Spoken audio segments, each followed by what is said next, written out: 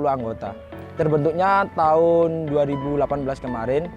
Dari sesi latihan kita 1 minggu.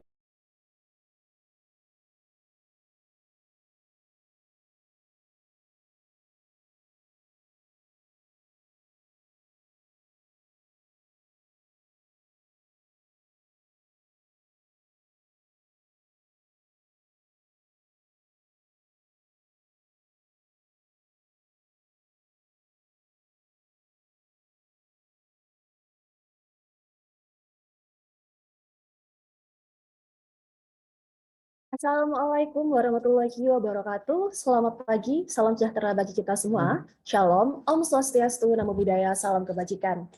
Pertama-tama mari kita panjatkan puji dan syukur kepada Tuhan Yang Maha Esa, karena atas kuasa dan rahmat-Nya, pada hari ini kita dapat berkumpul dalam acara Kuliah Tamu Teknologi Informasi.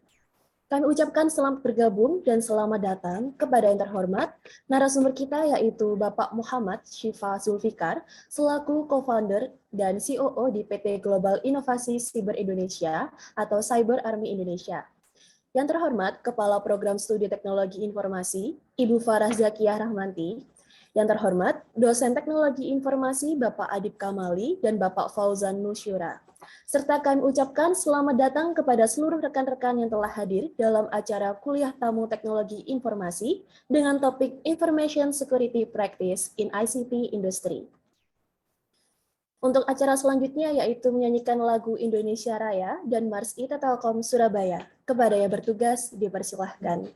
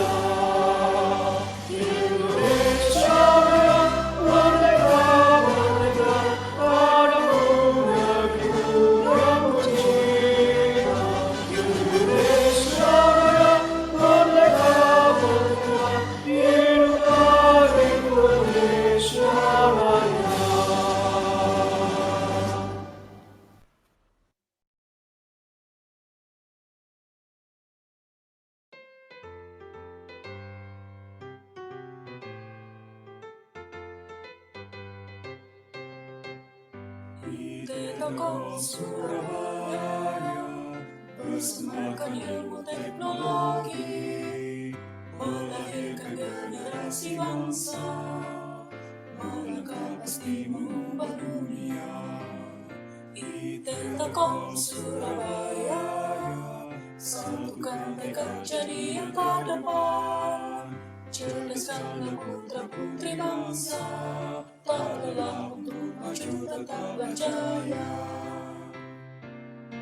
Semangat kami untuk taklukkan dunia, gapailah semua mimpi-mimpi bangsa. Semangat kami takkan pernah padam, Institut Telkom Surabaya. Semangat kami untuk taklukkan dunia, gapailah semua mimpi-mimpi bangsa. Semangat kami takkan pernah padam, Institut Teknologi Telkom Surabaya,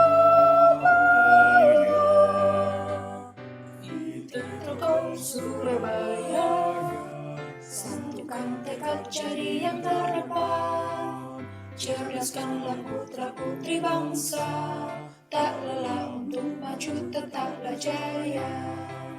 Cerdaskanlah putra-putri bangsa, IT Telkom tetaplah jaya.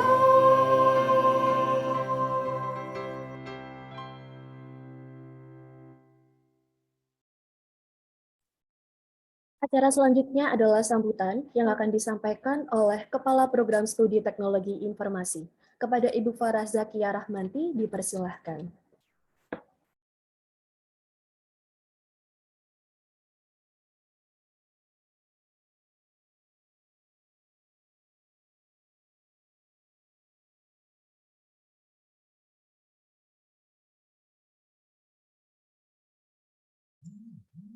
Ya, saya coba tes dulu apakah suara saya sudah terdengar. Sudah terdengar, Ibu?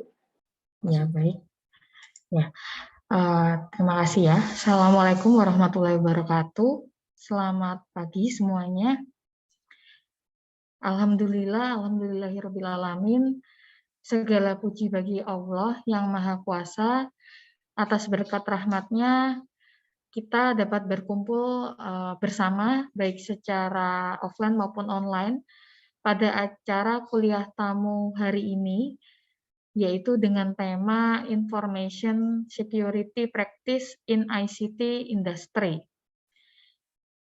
Pertama-tama saya ucapkan selamat datang kepada narasumber kita hari ini, yaitu Bapak Muhammad Sifa Zulfikar. Selamat datang Bapak, dan terima kasih atas kesediaannya pada hari ini untuk menjadi narasumber di acara kuliah tamu. Dan berkenan berbagi ilmu kepada adik-adik mahasiswa yang berada di beberapa tingkat. Di sini ada angkatan 2018, kemudian ada angkatan 2019, 2020 juga.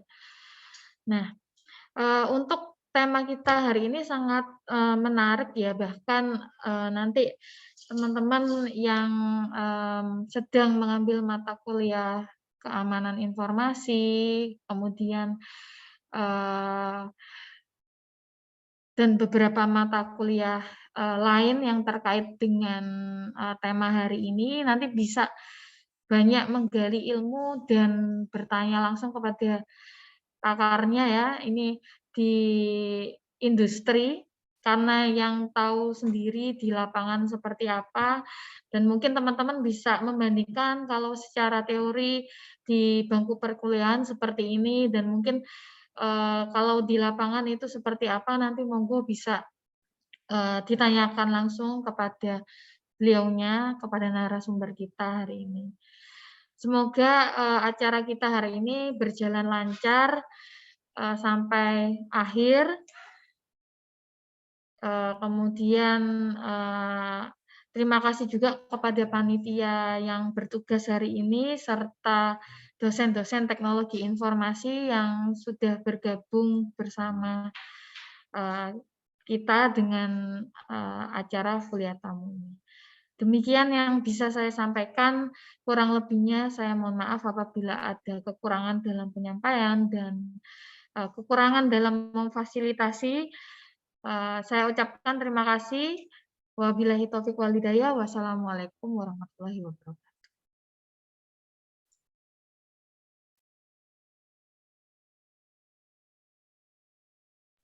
Baik, terima kasih kepada Ibu Farah atas sambutannya. Untuk selanjutnya yaitu mengisi presensi. Kepada para peserta dipersilahkan untuk mengisi presensi pada link yang akan dikirim pada kolom chat Zoom sebagai bukti kehadiran dan untuk mendapatkan sertifikat. Kepada operator dipersilahkan untuk mengirim linknya pada kolom chat.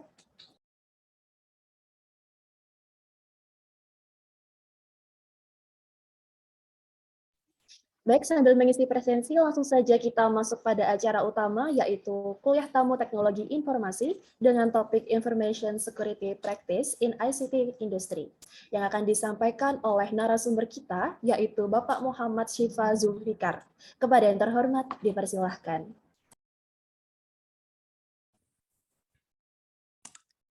Oke, suara saya jelas ya? Ya, jelas Bapak. Oke. Oke, ini udah bisa share screen. Oke, baik. Terima kasih. Bismillahirrahmanirrahim. Selamat pagi. Assalamualaikum warahmatullahi wabarakatuh. Sebelumnya terima kasih Bapak Ibu dosen yang ada di IT Telkom Surabaya ya. Saya juga alumni IT Telkom tapi IT Telkom Bandung ya. Yang sekarang udah jadi Telkom University, masuk ITT, keluar Telkom University. Oke, insya Allah hari ini kita ngobrol-ngobrol ya terkait dengan cyber security khususnya. Sebentar, saya share screen dulu ya, teman-teman.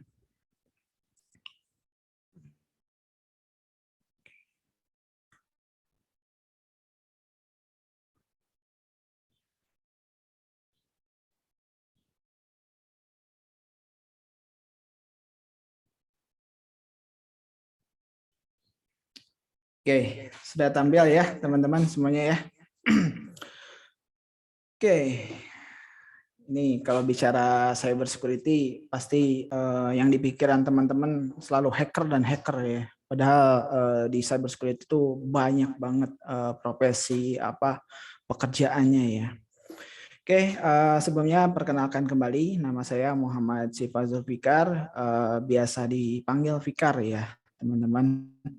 Jadi kalau ada yang mau nanya-nanya silakan bisa ke Instagram saya atau di YouTube saya. Tapi jarang update juga sih YouTube-nya ya. Kalau lagi ada waktu aja.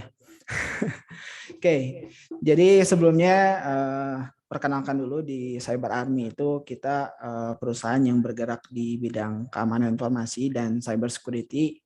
Awalnya kita fokusnya dalam melakukan security testing atau pen test ataupun security assessment gitu ya.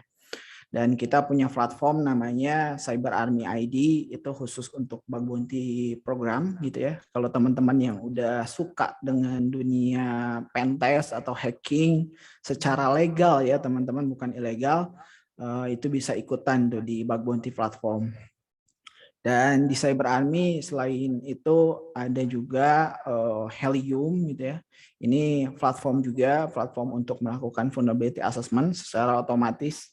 Jadi teman-teman nanti kalau misalnya mau cari celah atau cari vulnerability itu tinggal masukin aja targetnya atau linknya, nanti keluar hasilnya. Nanti kita praktekinnya, kita lihat. Dan untuk teman-teman yang mau berkecimpung di cyber security khususnya, kita juga ada trainingnya di cyberacademy.id ya teman-teman. Oke, ini websitenya ya. Kalau misalnya teman-teman mau belajar di sini ada kelas yang gratis juga. Oke, nah ini bicara cyber security biasanya network gitu ya, terus tuh kalau nggak hacking gitu. Padahal di information security ini bidang pekerjaannya banyak ya teman-teman. Nah ini salah satunya yang paling tertinggi itu adalah CISO, itu direkturnya keamanan informasi gitu ya. Jadi terpisah antara direktur IT dengan direktur keamanan informasi itu terpisah. Biasanya yang udah ada CISO ini perusahaannya yang udah fokus banget di keamanan informasi dan biasanya udah besar gitu ya. Dan itu pasti ada CISO-nya. Dan kebanyakan memang saat ini masih gabung dengan direktur IT atau dari divisi IT keamanan informasinya ya. Masih sedikit lah yang menerapkan udah ada CISO ya. Nah, kalau teman-teman yang nggak suka ngoding, nggak suka programming gitu ya, itu ada governance dan ada IT auditor. Itu nggak banyak ngoding, nggak banyak bicara network ataupun hacking gitu ya. Tapi teman-teman di situ banyak menganalisa, mengaudit gitu ya, banyak dokumentasi. Itu juga nggak mudah ya teman-teman. pasti banyak banget dokumen yang harus dilengkapi dan harus dilakukan asesmen. Lalu ada security architect, software security engineer, itu juga ada ya. Jadi teman-teman yang berkecimpung di programming atau developer, itu sekarang bagusnya teman-teman sudah memahami secure coding atau secure SDLC ya. Jadi gimana caranya teman-teman membangun aplikasi yang aman dari awal gitu ya. Jadi secure by enggak secure by incident gitu ya. Jadi secure by design. Ada pentest, ada forensik, network security dan lainnya. Itu masih banyak yang lainnya. Dan di sini, nah ini istilah baru ya teman-teman. Kalau yang belum tahu, itu ada istilahnya namanya blue team, purple team, red team. Ini kalau nanti teman-teman masuk ke industri, terus ada apa istilah blue team, purple team, red team, ini artinya ya. Jadi kalau blue team itu mereka tim defenders ya. Jadi yang menjaga gitu ya. Ya salah satunya mereka ini melakukan threat hunting, threat detection, risk assessment gitu ya. Lalu melakukan monitoring. Lalu ada red team. Red team itu attacker atau offensive ya. Jadi mereka yang melakukan simulasi serangan gitu ya, melakukan pentest, vulnerability assessment dan lain-lain. Yang menarik biasanya red team ini ada yang menyamar juga ya, teman-teman. Misalnya di salah satu perbankan gitu ya misalnya. Dia menyamar sebagai nasabah, menyamar sebagai OB gitu ya. Jadi mereka ngetes gimana dari sisi customer service gitu ya, dari karyawan-karyawan yang bukan IT, apakah mereka sudah aware atau belum gitu ya.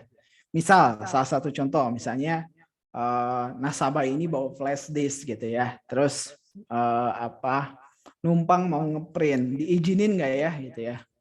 Ya bilangnya ya mau ngeprint untuk kebutuhan di bank gitu ya. Nah itu juga bisa jadi salah satu celah ya teman-teman. Nanti dari flash disk itu ada virus masuk ke dalam sistem, ya udahlah sana. Oke, dan kalau kita lihat dari peta okupasi nasional, di sini juga sudah ada ya teman-teman tadi ya profesi-profesi di cybersecurity dari mulai CISO sampai yang lainnya. Banyak. Jadi kalau mau dijadiin jurusan, ini udah bisa jadi satu jurusan keamanan informasi ya, bukan cuma mata kuliah ya. Oke, dan biasanya basic para cyber security ini awalnya dari mereka sudah memahami sistem operasi, basic programming, basic network maupun analitik. Tapi yang paling terpenting orang-orang security ini adalah integrity ya teman-teman. Mereka harus bisa menjaga integritas. Ini yang paling susah untuk nyari orang yang punya integritas tinggi. Oke. Kita lihat ini ada salah satu video ya, teman-teman. Ini share komputer.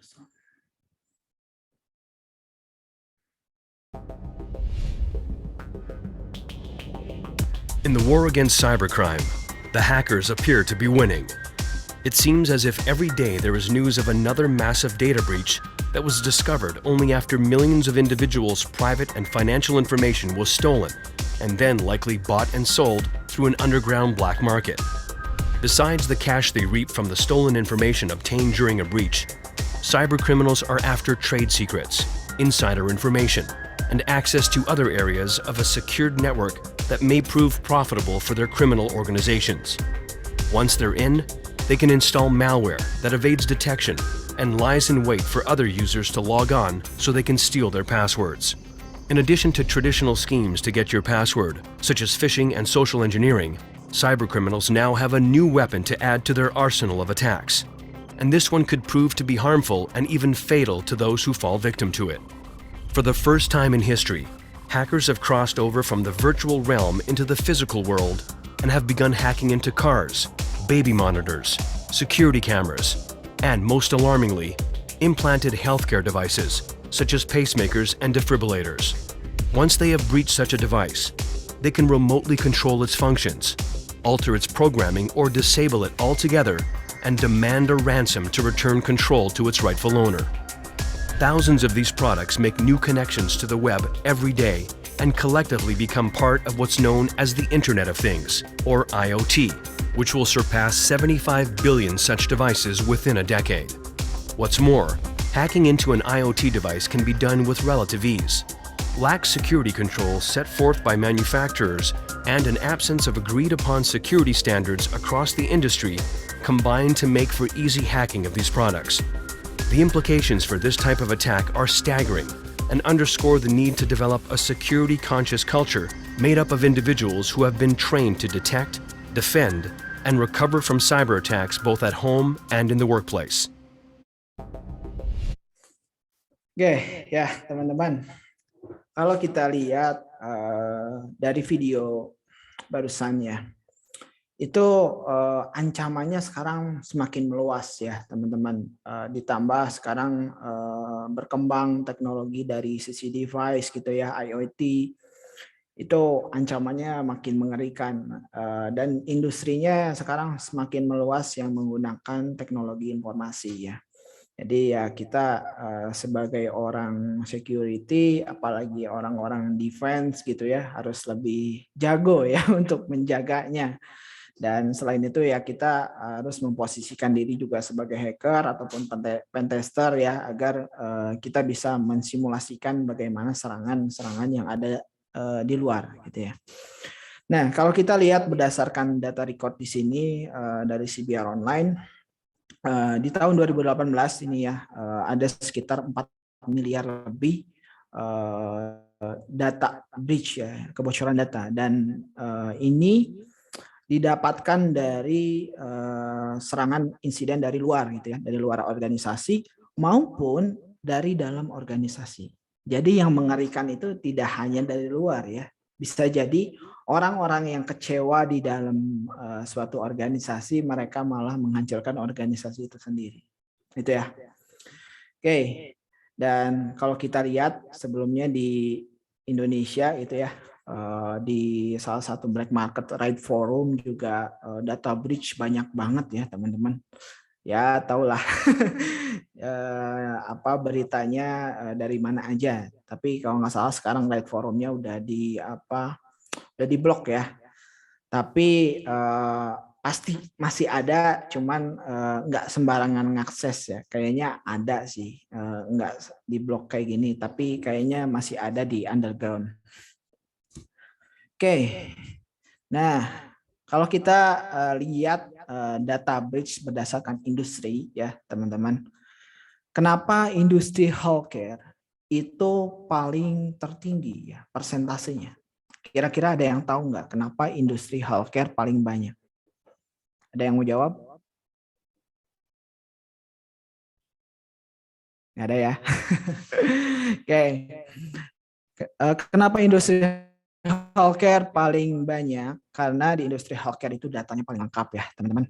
Kalau misalnya teman-teman ke rumah sakit ataupun ke puskesmas, itu datanya lengkap dari mulai data record kesehatan gitu ya. Terus tuh data asuransi gitu ya. Misalnya kalau di luaran sana kan ada kartu kredit gitu ya dan lain-lain, sampai data identitas diri kita ada di healthcare. Tapi kenapa industri healthcare masih tetap tinggi ya persentasenya? Karena industri healthcare ini yang penting proses bisnisnya jalan, rumah sakitnya jalan, bisa dirawat.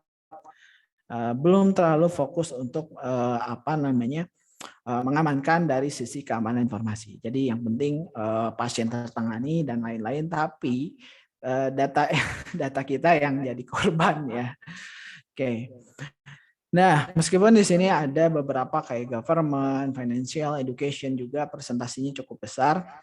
Tapi kalau misalnya dari sisi finansial, biasanya untuk banking dan fintech, itu mereka dari sisi teknologinya sudah canggih-canggih, sudah bagus-bagus ya. Tapi kalau kita bicara cyber security juga tidak hanya teknologi, tapi ada people dan prosesnya ya. Nah, dari people dan prosesnya ini yang biasanya terjadi kebocoran. Oke. Gimana kita tahu data kita bocor gitu ya? Nih, kita lihat ya di sini ya. Oke. Ini di Indonesia juga ada ya, caranya periksadata.com ya. Tapi kalau saya lihat di sini ternyata periksadata.com ini ngambil datanya dari Have I Been Payment nih ya. Nah, ini nih. Nah, kita lihat ya, itu data tadi yang saya ada di slide itu ada 4 miliar. Sekarang di sini ada berapa? Lebih banyak ya, 2018 ini yang sekarang. Ini ada 11. Ini kebocorannya di berbagai platform ya, teman-teman. Ya, iseng-iseng aja cari coba emailnya bocor dari mana aja. Tapi sebelum ngecek ini, kita lihat dulu ini kalau kita diinputkan email di sini, email kita ke record atau enggak gitu ya. Nah, itu teman-teman harus perhatiin dulu kalau mau register apapun, lebih baik baca dulu term and condition-nya ya, teman-teman. Privacy khususnya. Nah, misalnya kita langsung aja search aja email gitu ya. Nah, email kita gimana di mereka gitu ya. Nah, ini kalau sekilas saya pernah baca mereka nggak ngerekam ya teman-teman. Ya gampangnya gitulah. Kalau baca privacy policy, teman-teman cari dulu dari sisi email ataupun identitas, search aja. Nanti baca bagian itu. Misalnya kayak ini juga kebijakan privacy email. Tuh. Bahwa kami juga tidak pernah menyimpan, berarti kan nggak disimpan ya, harusnya nggak disimpan. Mereka bilangnya seperti itu. Jadi kayaknya aman gitu ya. Kalau teman-teman masukin email di sini, terus tuh periksa data, coba nanti bocornya ada di mana. Oke. Nah, kalau kita lihat dari Cyber Threat Map, ini live ya. Ini saya sempat waktu itu screenshot. Indonesia tuh ada di posisi kedua top target countries ya dari sisi serangan cyber ya teman-teman. Dan kita lihat di sini top target industrinya salah satunya education, government, dan ISP. Ini kayaknya pada saat 2021 ya. Dan serangannya itu dari mana aja? Malware, phishing maupun exploit ya. Ransomware apalagi ya, ngeri. Itu belum ada obatnya. Oke, kita lihat langsung ya secara langsung di Live Cyber Threat Map. Nah, ternyata sekarang nggak ada di sini ya Indonesia ya. Tapi ini beberapa menit kemudian tuh cepat perubahannya. Dan kalau kita lihat di sini, education ternyata masih di atas. Kadang healthcare, kadang government, kadang communication. Dan ininya masih malware, phishing, dan exploit. Sama halnya ya di dunia education juga yang penting jalan perkuliahannya, terus tuh siswanya bisa masuk, mahasiswanya bisa masuk, pembelajaran bisa jalan. Belum fokus untuk di keamanan informasi ya, kebanyakan seperti itu. Oke, sebetulnya kalau kita bicara cyber security itu penting, tapi kebanyakan pentingnya itu hanya di kata-kata aja ya, di narasi aja. Pas implementasinya nggak pada diimplementasi. Oke, terus kita lihat lagi di Honeynet, BSSN ya. Ini 1 tahun ya, dari 2021 bulan Juni sampai 2022 bulan Juni. Ini ada 17 juta serangan ya, teman-teman. Banyak ya. Ini terus juga aktivitasnya sama. Biasanya di sini ada terdeteksi ini ya, virus ya, teman-teman. Oke. Itu. Kita lanjut lagi sini ya. Oke. Nah, kita samakan dulu persepsi teman-teman ya. Bedanya apa sih information security dan cyber security ya? Kalau information security, informasinya tidak terbatas pada format ya. Jadi semua aset informasi yang ada di suatu organisasi dan yang paling terpenting kalau misalnya informasinya itu konfidensial gitu, rahasia, itu jangan sampai tersebar ya. Contohnya aset-aset apa gitu ya, dari sisi dokumen kertas gitu ya, digital, haki, sampai ke komunikasi verbal ataupun visual. Jadi biasanya kebocoran itu terjadi biasanya ada di sisi karyawan juga ya. Misalnya lagi meeting, foto-foto ternyata kredensialnya tersebar di sosial media gitu ya. Nah, kalau cyber security ya itu informasinya informasi digital ya. Jadi digital aset, ada jaringan, hardware maupun informasi yang diproses gitu ya secara sistem. Oke, sebelum itu kita ke fondasi CIA dulu ya, teman-teman. Nah, mungkin kalau teman-teman yang di jurusan keamanan informasi udah ada ya ini ya, CIA ya. Confidentiality, integrity, dan availability ya. Yang pertama, confidentiality apa gitu ya. Nah, confidentiality ini asetnya aset berharga gitu ya. Jadi jangan sampai informasinya itu tersebar. Jadi tetap harus dirahasiakan ya, teman-teman. Jadi salah satu aspek keamanan informasi ini yang pertama dari sisi confidentiality. Jangan sampai tersebar. Itu. Lalu dampaknya bila aspek confidentiality ini rusak gitu ya, ya bisa terjadi data breach gitu ya, adanya malware ya, terus tuh bisa terkena social engineering ya dari sisi people ya teman-teman. Kalau kita bicara teknologi sekarang teknologi bisa canggih-canggih ya kalau udah yang menerapkan. Tapi kalau dari sisi people dan proses itu masih jadi tantangan ya teman-teman. Dan ya dampaknya banyak banget ya teman-teman, dari sisi bisnis itu ya brandnya jadi jelek ya kalau udah kena insiden. Ini salah satu contoh-contohnya gitu ya. Teman-teman pernah nemu bungkus makanan gorengan gitu ya yang tulisannya dokumen negara sangat rahasia? Pernah ya, itu tulisannya udah jelas ya, sangat rahasia gitu. Tapi kok ada di bungkus gorengan ya? Ya mungkin karena informasinya sudah tidak rahasia. Tapi lebih baiknya kalau memang yang sebelumnya rahasia itu harusnya dihancurkan atau dibakar. Jangan dibuang percuma gitu ya. Lalu masih ada juga kayak orang-orang tuh nyimpan password sosial media ataupun apapun itu yang berhubungan dengan kredensial itu disimpan di depan laptop, di depan monitor gitu ya. Itu harus hati-hati ya teman-teman. Lalu ini ya kalau misalnya teman-teman masuk forum developer gitu ya. Terus nanya-nanya ini kenapa error gitu ya. Tapi nggak sengaja teman-teman itu nge-share ternyata di sini ada password dan database. Apalagi kalau password dan database-nya ini ada di aplikasi yang ada di production. Itu ngeri ya. Jadi kalau mau nanya di forum-forum, di ini dulu ya, di blok dulu bagian passwordnya ataupun username-nya yang berhubungan dengan kredensial.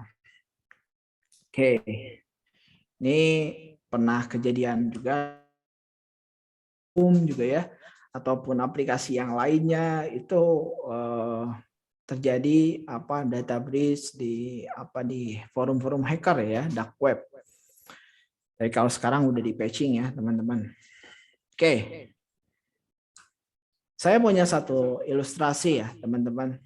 Ini kalau bisa jawab keren teman-teman. Nah, ini di sini saya ada analogi di bawah tanah ini ada dokumen rahasia ya teman-teman. Nah, dokumen rahasia ini hanya bisa diakses oleh seseorang gitu ya. Dan di atas sana, di atas berangkas sana dijaga oleh tentara-tentara bersenjata gitu ya. Nah, menurut teman-teman, datanya ini aman atau enggak? Dan aksesnya gampang enggak? Ada yang bisa jawab? Ya, ini datanya aman banget. Udah dijaga tentara, di berangkas, terus tuh dokumen di sana ditambah ada sensor-sensor di bawah tanah gitu ya. Tapi ini bukan aspek keamanan informasi. Kalau aspek keamanan informasi, selain data itu rahasia, itu availability-nya harus bisa diakses dengan mudah ya teman-teman. Jadi kalau kita bicara tadi, nah di sini itu ada confidentiality, integrity, dan availability. Jadi tidak hanya confidentiality, tapi integrity dan availability-nya harus ada, gitu ya. Jadi jangan memihak di salah satu aspek, jadi harus semua aspek ini terpenuhi. Itu di keamanan informasi ya teman-teman. Jadi jangan hanya mentingin, oh iya ini aman, tapi untuk aksesnya susah, gimana ya? Itu. Oke, kontrolnya seperti apa ya untuk dari sisi confidentiality gitu ya. Biasanya confidentiality ini ada beberapa metode. Salah satunya ada access control, file permission, dan encryption. Jadi dari sisi access control dibatasi ya, siapa aja, atau dari sisi file permission-nya juga dibatasi. Dan biasanya ada two-factor authentication ataupun biometrik ya, untuk mengakses informasi ya. Dan dari sisi encryption ada beberapa yang harus diatur dari sisi public key ataupun private key. Yang penting informasinya bisa di-encrypt ya teman-teman, jangan sampai terbuka plain text.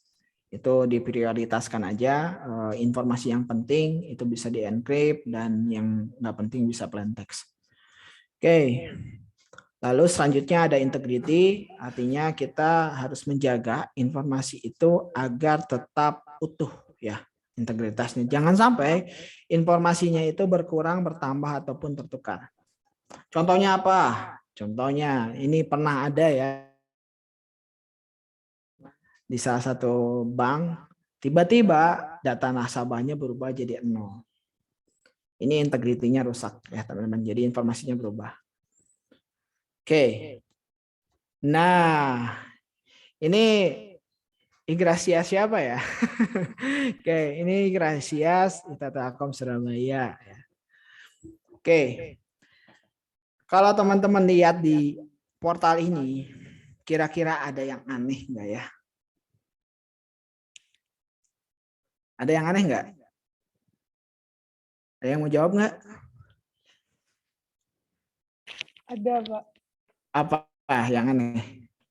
Kontak WA untuk ganti password ini menurut saya agak aneh sih, Pak. Soalnya, ya. Yes. Betul. Ini sering akses Gracias ya, jadi tahu ya. Oke. Nah, ini yang bisa dimanipulasi oleh hacker ya, teman-teman ya. Informasinya berubah gitu ya. Yang tadinya nggak ada, kalau ganti password itu harus menghubungi WA, tapi untuk orang-orang yang awam ini bisa jadi celah ya teman-teman. Jadi kalau tampilan itu bisa dirusak, bisa berubah informasinya, yang terjadi seperti itu. Jadi bisa ada penipuan gitu ya. Jangan sampai seperti itu. Ini aman kok, Igrasias. Mungkin. ini hanya inspek elemen aja, teman-teman ya. Oke. Nah, kontrolnya seperti apa di aspek integrity ya, teman-teman. Sama halnya, yang pertama ada access control, terus tuh ada logging. Jadi kalau misalnya ada insiden ataupun error, itu aktivitasnya bisa di tracking ya, dari mana, di monitoring ya.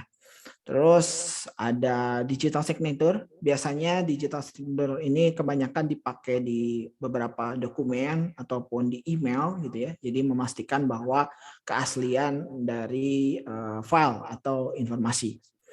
Lalu ada hash maupun encryption ya, teman-teman. Oke, lanjut. Ini ada availability ya.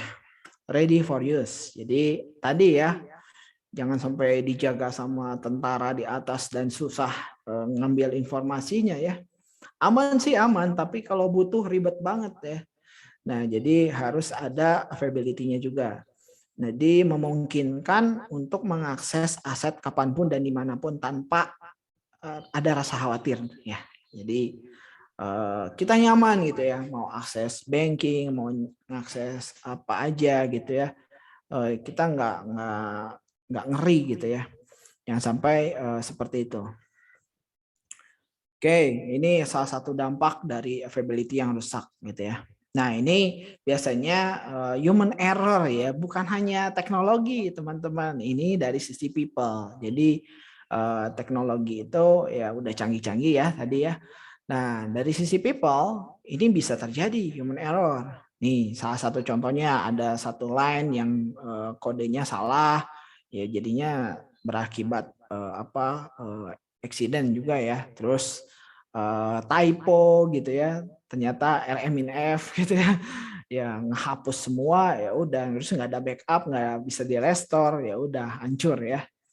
Dan sempat terjadi kemarin ya, hari kemarin itu Cloudflare ya teman-teman, kalau ada yang pakai Cloudflare juga kemarin ada insiden, hampir pengguna Cloudflare itu semuanya down ya. Down dan tidak bisa diakses karena ada insiden di Cloudflare-nya. Itu kalau website-websitenya banyak transaksi tinggi, udah rugi besar ya teman-teman. Oke, lanjut. Nah, ini ya yang saya pengen tanya lagi. Bedanya DOS sama DDoS apa? Ada yang mau jawab? Ayo, ada yang mau jawab nggak? Bedanya DDoS dan DOS apa? Mana mahasiswa keamanan informasi? Udah tahu nggak perbedaan DDoS dan DOS? Perbedaannya di jumlah perangkat yang menyerangnya, Pak. Yakin? Perbedaan DOS dan DDoS. Oke, saya jawab ya. Dari sisi definisinya dulu aja ya, teman-teman. Singkatannya, DOS itu denial of service ya. Dan DDoS itu distribute denial of service. Denial of service itu yang yang terkendala bukan hanya sisi website, network, server, tapi apa? Listrik juga bisa disebut DOS ya, teman-teman. Kalau listrik teman-teman itu padam tiba-tiba, terus terkendala, misalnya belajar teman-teman tiba-tiba mati, itu teman-teman bisa bilang itu DOS karena layanannya rusak ya. Nah, kalau DDoS itu tertuju di satu target, misalnya mentargetkan dari sisi network, login, website, itu menyerang secara zombie ya, ibaratnya menyerang secara banyak requestnya, itu DDoS gitu ya. Nah, kalau DOS itu lebih umum lagi ya teman-teman. Kita lihat videonya ya teman-teman nih. Ini ngeri banget kalau kejadian.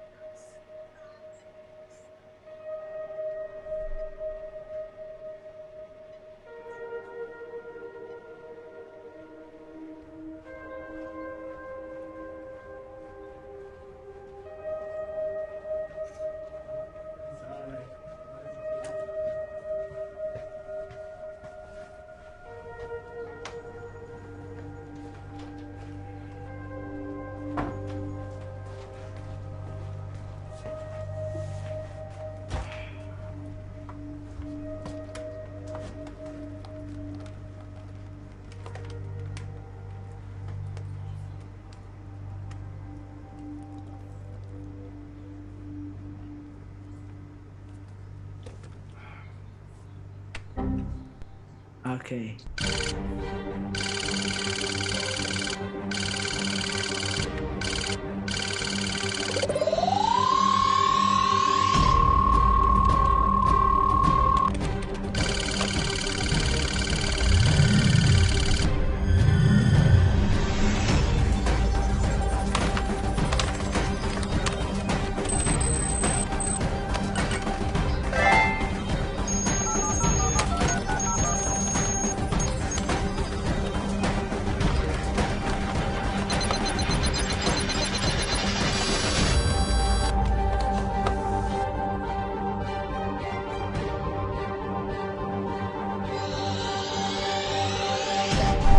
semua layanan mati, masuk listrik.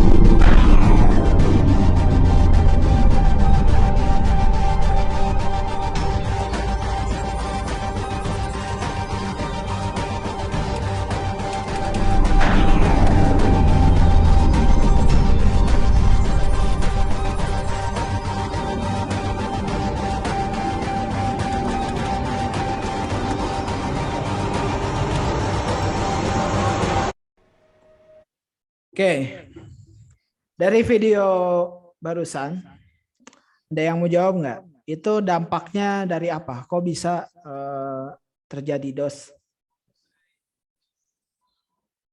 Ada yang tahu nggak? Ada yang merhatiin nggak tadi di awal video?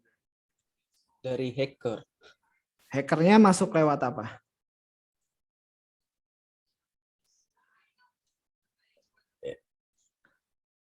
Lihat nggak tadi hackernya masuk lewat mana? Oke, jadi tadi ketika bapak-bapak itu masuk ke ruangan, bapak-bapak itu bawa hard disk eksternal ya teman-teman. Dia nggak tahu hard disk itu ada virusnya. Mungkin dia udah pasang di komputer siapa gitu ya, dipinjam. Ternyata di sana ada malware gitu ya, ada ransomware ataupun sejenisnya. Dia pasang di kantornya, tadi sebelum nyalakan komputer dia colok dulu hard disknya, setelah itu tersebarlah virus itu. Itu ya yang ngeri teman-teman. Jadi saya pernah masuk di salah satu perusahaan di industri, itu dia sudah benar-benar menerapkan cloud storage ya. Jadi semua aktivitas di sana nggak pakai hard disk, flash disk ataupun sejenisnya, karena bisa jadi terjadi seperti itu teman-teman. Itu yang mengerikan. Tapi kalau yang sudah sampai tadi organisasinya mengatur seperti itu, melarang adanya flash disk, hard disk gitu ya. Nah itu lebih aman, tapi yang harus diamankan adalah dari sisi cloud-nya. Oke, itu ya teman-teman. Jadi masih banyak yang mengerikan yang dirasakan orang-orang di organisasi. Oke, kontrolnya seperti apa untuk dari sisi aspek availability? Yang pertama ya redundancy ya. Jadi harus banyak backup, terus tuh ngeduplikat, terus tuh selain itu harus juga bisa merestore dengan cepat gitu ya. Jadi kalau misalnya terjadi insiden gitu ya, kita kan sudah lakukan backup rutin. Nah, merestornya tuh biasanya ribet. Nah, itu harus sudah dipikirin dari awal gimana kalau terjadinya insiden, dari mulai tadi backup terus tuh sampai ke pemulihan gitu ya, remediasinya. Yang pasti harus dienkripsi ya, teman-teman. Ini ada yang menarik di sini gambar. Ini yang sebelah kiri. Dia jualan chicken wings ya, teman-teman. Tapi karena bisnisnya sudah digital di sana, ordernya harus online, harus pakai apps dan lain-lain gitu ya. Ketika terjadi serangan cyber attack, ya udah bisnisnya nggak jalan ya. Masih aman di Indonesia, jualan di gerobak atau jualan di ruko-ruko yang tanpa teknologi. Mang, langsung beli mang gitu ya. Mas beli mas, nggak perlu buka apps. Itu lebih aman ya. Tapi kalau misalnya sudah terjadi cyber attack, udah bisnisnya mati ya. Order manual nggak bisa karena kebijakannya harus pakai digital gitu ya. Nah itu yang sudah mengerikan. Tapi ya kalau sudah memang fokus di digital, artinya dia juga harus siap bila terjadi cyber attack gimana penanganannya. Oke. Nah terus ada namanya kebocoran dari sisi device. Ya teman-teman, ada yang pernah akses Shodan belum ya? Nah, cobalah main-main di Shodan, tapi jangan disalahgunakan ya teman-teman. Nah jadi ada kebocoran di situ, misalnya ada beberapa port IP IP yang terbuka, terus ternyata IP cam yang nggak di password, yang terjadi ya kita bisa akses IP cam itu ya. Oke. Lalu ini information disclosure. Nah, ini biasanya nih di konfigurasi web server ini lupa nggak disable. Database-nya jadi kebuka atau dokumen root-nya kelihatan ada di mana. Ini jangan sampai kebuka kayak gini ya teman-teman. Kalau teman-teman sebagai DevOps atau sysadmin ini harus juga diperhatikan ya. Itu jangan sampai ngebuka slash ternyata buka ya information disclosure. Terus dari sisi API juga harus dibatasi gitu ya, gimana aksesnya ataupun pakai VPN. Ini juga jangan sampai terbuka secara publik. Oke. Nah, ini pernyataan-pernyataan yang masih ada terus sampai sekarang. Kalau teman-teman udah pakai HTTPS, udah pakai SSL, websitenya aman ya? Aman nggak? Kalau udah pakai HTTPS, udah pakai SSL, kira-kira menurut teman-teman websitenya aman nggak? Ada yang mau jawab? Kelihatannya enggak. Lumayan aman. Kenapa? Lumayan aman. Kan banyak iklannya. Pakai HTTPS biar aman. Biasanya sih aman, Pak. Aman ya? Kan kebanyakan dipakai juga. Oke. Ya. Oke, teman-teman. SSL HTTPS itu aman. Amannya bukan untuk mengamankan aplikasinya, teman-teman. Amannya itu untuk mengencrypt informasi, teman-teman. Jadi komunikasi register, login, kalau ada yang melakukan hacking ketika satu network itu nggak kedetek, nggak kebaca informasi register login teman-teman. Jadi kalau teman-teman akses website, misalnya HTTP tanpa S, di WiFi terbuka itu jangan dilakuin ya. Nanti itu bisa ibaratnya dikuping sama hacker gitu ya.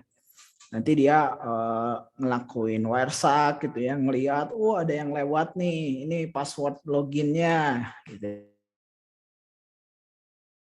Aja ya teman-teman dari sisi mengencrypt.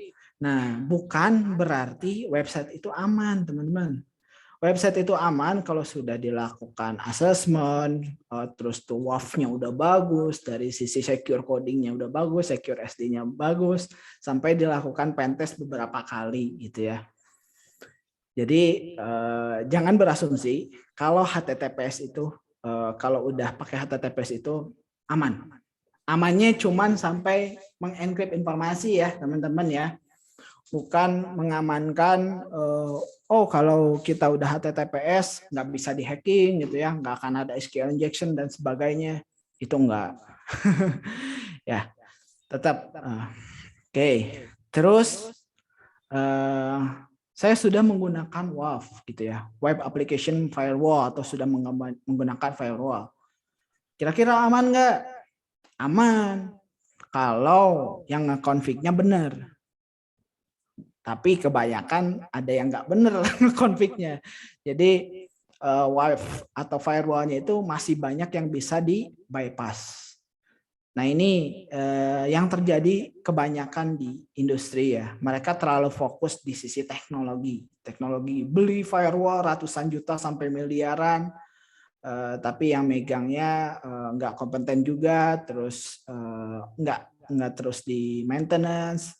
Dan terlalu fokus di teknologi, ternyata dari sisi source code-nya juga nggak diperhatikan, percuma gitu ya. Dari sisi network bagus, tapi dari sisi aplikasi rusak, ya udah tetap bocor sampai ke network-networknya nanti. Oke, terus ini penilaian kerentanan atau pentest ya. Misalnya pentest 1 tahun sekali gitu ya di satu organisasi karena regulasi gitu ya. Misalnya salah satu banking atau fintech karena regulasi dari OJK harus ada pentest setahun sekali. Jadi dia hanya melakukan pentest karena ada regulasi, bukan karena awareness ya teman-teman. Kesadarannya bukan karena wah ini data kita harus aman gimana. Ya bisa jadi karena keinginan tadi ya, keinginannya itu karena ada regulasi gitu ya. Ini ngeri juga. Jadi kalau misalnya sekarang pentest di bulan Januari gitu ya, Januari dilakukan pentest, oh udah oke nih gitu ya, temuannya ada kritikal berapa, high berapa gitu ya. Nah, tapi kita nggak tahu selama setahun ke depan itu kita akan ada update aplikasi atau enggak, ataupun memang selama pentest itu belum semuanya dilakukan pentest, itu 11 bulan ke depannya itu menjadi ancaman, teman-teman. Jadi bukan berarti oh kita sudah di pentest, ya di pentestnya cuma sekali, itu juga cuma 10 hari ya di pentestnya misalnya. Itu bukan jaminan aplikasinya udah aman juga. Itu bagusnya memang dilakukan pentest itu secara kontinu. Itu.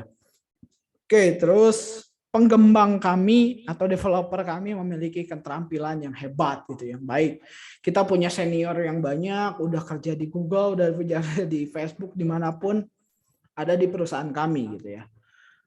Kira-kira aman atau enggak? Enggak juga, teman-teman. Jadi kita nggak bisa berharap sama manusia juga ya. Karena manusia juga ada human error. Yang terjadi kayak tadi ya, berita-berita kayak misalnya di Cloudflare atau di AWS dan lain-lain. Mereka tuh orang-orang hebat di sana ya. Profesor-profesor ya, yang jadi developernya juga bisa jadi mereka. Dan orang-orang research-nya bukan orang-orang biasa, doktoral tinggi yang lulusan MIT, Stanford, Harvard, dan lain-lain. Tapi karena dia manusia, dia juga punya keterbatasan dan adanya human error. Jadi kita nggak bisa berharap ke senior juga gitu ya. Jadi biasanya kalau teman-teman nyari bug bounty di Google, di Facebook, masih ada aja ketemu celah gitu ya. Padahal mereka security engineer-nya udah banyak, udah bagus sistemnya, tapi tetap ada aja yang bocor, celah ya, bukan bocor. Masih ada aja celah. Karena memang ya yang namanya manusia itu ya, kita nggak tahu keadaannya, posisinya seperti apa. Jadi ada yang lupa, ada yang seperti apa. Gitu ya, teman-teman. Oke, terus gimana kalau kita mau memprotek informasi? Ya itu, jangan terlalu fokus di sisi teknologi. Teknologi penting, tapi dari sisi people dan prosesnya harus diperhatikan gitu ya. Dari sisi people kita harus terus melakukan security awareness, training, terus tuh kita hire orang-orang yang kompeten. Terus dari prosesnya, dari sisi manajemen, orang-orang manajemennya harus support gitu ya untuk dari sisi informasi. Terus tata kelolanya udah benar, best practice-nya udah ada, terus tuh ada auditnya. Oke. Itu ya yang terus harus dilakukan gitu ya di sisi organisasi. Secara teori kayak yang gampang, tapi di lapangan itu susah, teman-teman. Nggak gampang. Oke, ini perbedaan ya. Mungkin ada beberapa teman-teman yang belum tahu apa itu vulnerability, apa itu threat, apa itu risiko. Jadi kalau kita ilustrasikan, kita lihat di sini ada beruang. Teman-teman, beruang ini sedang membuka pintu gitu ya, itu udah kerentanan ya, udah celah ya, ada celah. Ketika beruang itu sudah mendekati, udah bisa buka pintu, udah nengok gitu ya, udah lihat, wah itu jadi ancaman ya. Terus di dalamnya ada bayi gitu ya. Nah ketika beruang itu bisa masuk ke dalam, dah itu beresiko gitu ya. Resikonya nggak tahu gimana yang di dalam. Oke, gitu ya teman-teman. Terus beberapa standar untuk cyber security maupun information security yang sering dilakukan oleh para engineer security itu ada OWASP ya. Teman-teman bisa akses websitenya OWASP. Itu banyak guideline yang dipakai buat secure coding, pen test gitu pun ataupun yang lainnya.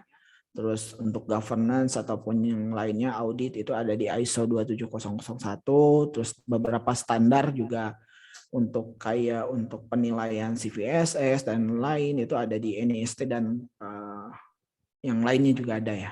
Oke. Banyak ini sebagian. Oke, ini teman-teman bisa baca-baca di situ. Itu lengkap banget kalau teman-teman baca. Oke, kita kenalan sama namanya Secure SDLC ya. Nah, di sini ada tahapan atau framework ya, teman-teman. Jadi di Secure SDLC ini tadi saya bilang bahwa kita itu kalau membuat aplikasi harus secure by design. Jadi dari awal, dari requirement ya, teman-teman harus diperhatikan. Nah, itu biasanya di tahap-tahap desain di awal itu kita membuat namanya threat modeling, teman-teman. Jadi menentukan ancaman-ancaman apa saja kalau kita buat fitur. Misalnya kita mau buat fitur login ya. Nanti ancamannya apa aja, ada brute force, ada apa SQL injection dan lain-lain misalnya. Nah, itu harus ini juga dicatat di threat modeling ya. Dan di threat modeling itu ada beberapa kolom yang harus diisi. Dan seterusnya sampai dari sisi codingnya, secure codingnya, selama proses itu harus dilakukan training. Kalau untuk teman-teman yang belum ngerti itu terus dilakukan pelatihan. Lalu sampai ke tahap testing, sampai ke deploy ya teman-teman. Biasanya Secure SDLC ini sudah menjadi satu lingkup di DevSecOps juga ya teman-teman. Jadi kalau yang belum tahu DevSecOps, ini DevSecOps. Jadi DevSecOps itu sebetulnya budaya ya teman-teman. Jadi menerapkan budaya untuk tim developer, security sama operation itu bekerja sama gitu ya. Jadi secara continuous aplikasi itu bisa dideliver secara bersama-sama, nggak saling nunggu gitu ya. Jadi kalau udah ini langsung deploy gitu ya. Terus dari awal tadi ya ada threat modeling, secure coding, terus tuh ada SAS, DAS, pentest gitu ya kalau dari security. Terus ini berputar ya, ngikutin siklus dari sisi development juga, plan, develop, build, test, release gitu ya, deliver lagi ke tim ops, deploy, operate, monitor, ngasih lagi feedback gitu secara terus menerus ya. Nah, kalau mau baca-baca sama DevSecOps itu ada namanya Ops DevSecOps Maturity Model. Ini best practice-nya ya teman-teman. Jadi kalau mau baca-baca proses-prosesnya apa aja, ini banyak banget sih kalau mau baca. Cuman kebanyakan kalau realnya di lapangan nggak semua level diterapkan, hanya beberapa level. Oke. Terus ada namanya SOC ya teman-teman ya. Jadi kalau di SOC itu biasanya orang-orang yang melakukan monitoring gitu ya. Dari mulai adanya deteksi, analisis, terus nanggepin insiden ya kalau terjadi serangan. Ini ketar-ketirnya orang SOC itu kalau udah ada insiden ya teman-teman. Jadi tools orang SOC itu salah satunya tadi yang saya liatin ada yang cyber threat map juga itu biasanya suka ada di SOC gitu ya. Terus yang open source, yang gratis itu bisa pakai Wazoo ya teman-teman. Ada namanya Wazoo. Ini lengkap sih. Nggak tahu yang lain udah ada yang selengkap ini atau belum. Yang baru saya tahu untuk melakukan monitoring, terus threat hunting. Ini ada di Wazoo ya. Ini cukup berat sih ininya aplikasinya kalau di server harus butuh 8 gigaan kalau nggak salah. Oke. Ini kalau teman-teman yang mau masuk ke SOC belajar ini Wazoo nih toolsnya. Ataupun ada juga yang lebih minimnya lagi namanya ini ya Mailtrail ya. Kalau ini Mailtrail juga ngeliatin anomali atau aktivitas juga ya. Kalau ada serangan atau yang dideteksi. Cuman lebih lengkap itu sih, lebih lengkap Wazoo tadi ya. Oke, itu ya kalau SOC. Nah, terus kalau di security testing itu ada apa aja? Ini apa?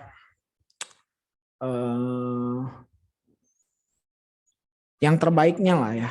Kalau yang terbaiknya prosesnya seperti ini. Jadi security testing itu bukan hanya vulnerability assessment doang, tapi ada juga penetration testing dan ada bug bounty program. Jadi harus berurutan gitu ya. Ini yang dilakukan biasanya kayak di Google, di Facebook dan lain-lain, melakukan VA, terus melakukan pentest sampai mereka buka bug bounty program. Jadi mereka penasaran kalau mereka di internal udah nggak ada lagi temuan, kita lempar ke publik gitu ya. Oke, kalau kita lihat di pentest. Nah, di pentest ini tahapannya teman-teman kalau melakukan hacking nggak langsung ngehack ya. Panjang perjalanannya teman-teman. Jangan anggap tinggal klik langsung dapat apa gitu ya. Nah, tahapannya tuh dari awal gitu ya. Kalau dari sisi bisnis ada bisnis requirement-nya, bisnis prosesnya kayak gimana, lihat dulu ini aplikasi untuk apa gitu ya. Kita harus tahu dulu gitu fungsinya dan yang kritikal apa, high apa dari sisi bisnis. Nah, nanti kita cari dari sisi teknis sampai dilakukan exploit gitu ya. Nah, hasil dari penetration testing itu adalah report ya, laporan teman-teman. Jadi selama teman-teman melakukan hacking itu setiap temuan atau celah atau vulnerability itu dibuat laporan dalam satu laporan komprehensif.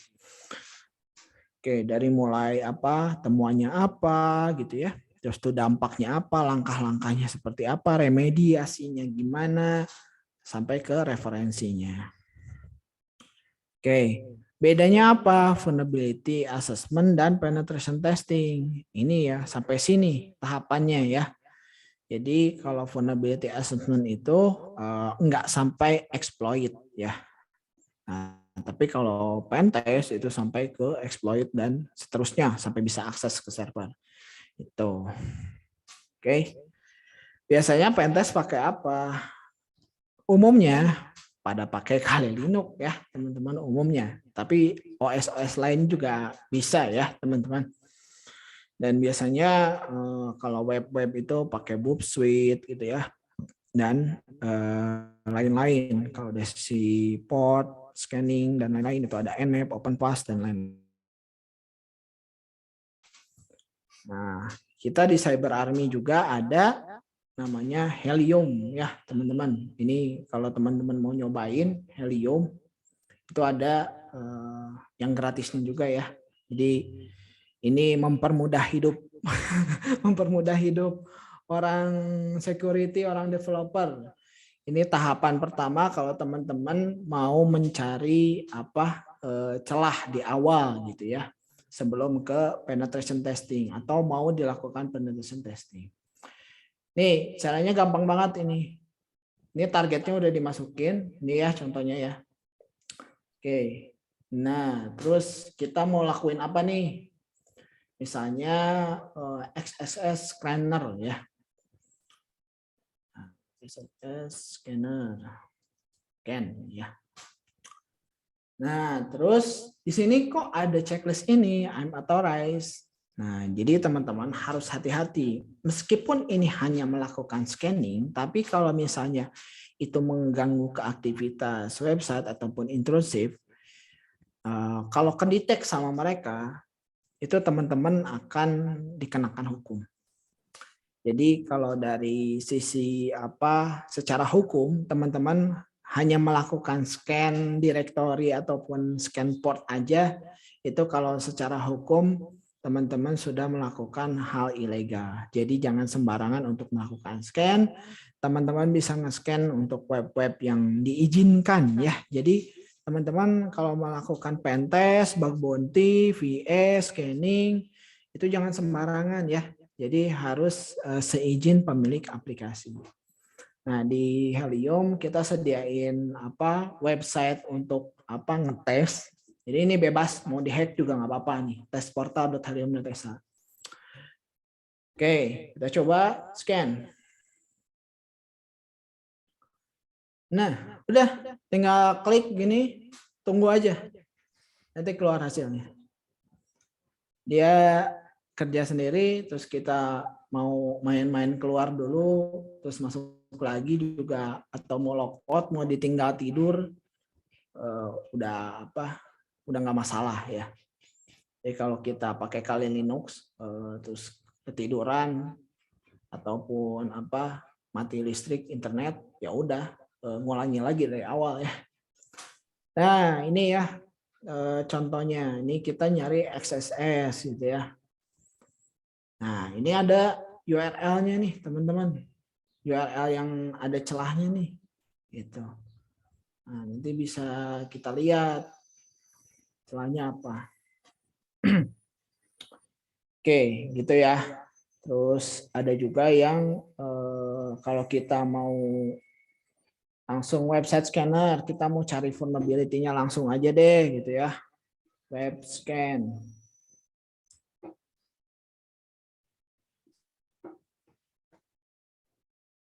Nah, kalau ini kelihatan nanti dari sisi severity risk-nya, ada high, medium, low ataupun informasional yang keluar di sini. Oke, ini lagi proses scanning ya. Oke, itu ya. Jadi nanti kalau misalnya scanningnya udah selesai, nah di dashboard ini udah keluar hasilnya. Ini mempermudah hidup orang-orang security engineer maupun developer ya. Jadi kadang developer bingung gimana cara melakukan assessment. Ya udah, tinggal masukin targetnya di sini, udah deh keluar gitu ya hasilnya. Itu. Ini udah komplit nih. Nah, contohnya seperti ini ya, teman-teman. Jadi keluar nih ratingnya apa. Nah, ini vulnerability-nya ya, teman-teman. Ini ada cara tinggal dieksekusi aja selanjutnya gitu. Oke. Oke ya, itu ya, teman-teman. Ini kayaknya masih nyari. Oke, itu aja materi yang bisa saya sampaikan. Ini kayaknya kelebihan waktu ya, teman-teman, atau enggak ya? Pas lah ya.